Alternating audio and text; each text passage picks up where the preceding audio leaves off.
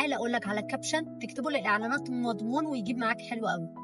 لازم في البدايه تكون فاهم الجيرني بتاعت الكلاينت، فلازم تاخده في الرحله بتاعت البوست بتاعك كله. انا عندي كلاينت بيقدم باكجز للعمره، يعني بيديك حاجات سكين كير ما فيهاش اودر خالص، اودرلس، عشان تعرف تروح بيها العمره من غير ما تبقى حاطط برفيوم او اي حاجه من الحاجات دي. طيب هي اول حاجه بتكلمك على انك انت رايحه عمره وبتحتاجي دايما حاجه اودرلس، ودايما بتبقى مشكلتك في الكريمات ان هي بتبقى ريحتها فايحه وانت ما بتعرفيش تروحي، فهي كلمتك عند المشكله، صحت عندك المشكله.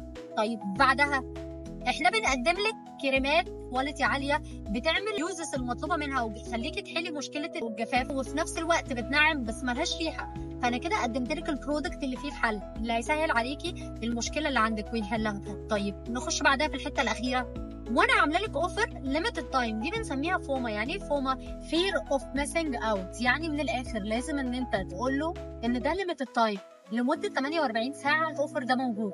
فهو انت لو اشتريت في 48 ساعه دي هتلحق الاوفر، فهو دايما هيحس ان هو عايز يلحق حاجه، هو خايف ان هو ما يلحقش، فياخد الاكشن بتاع الشراء بسرعه. طب تعالى بقى نقفل البوست بالكول تو اكشن.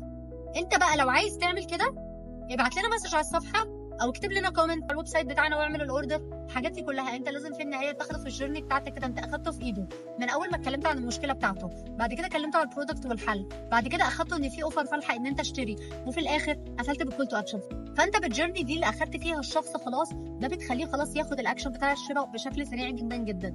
ودي اكتر طريقه ممكن تكتب بيها كابشن الاعلانات وتجيب معاك. نستنى معاك التكس الجاي.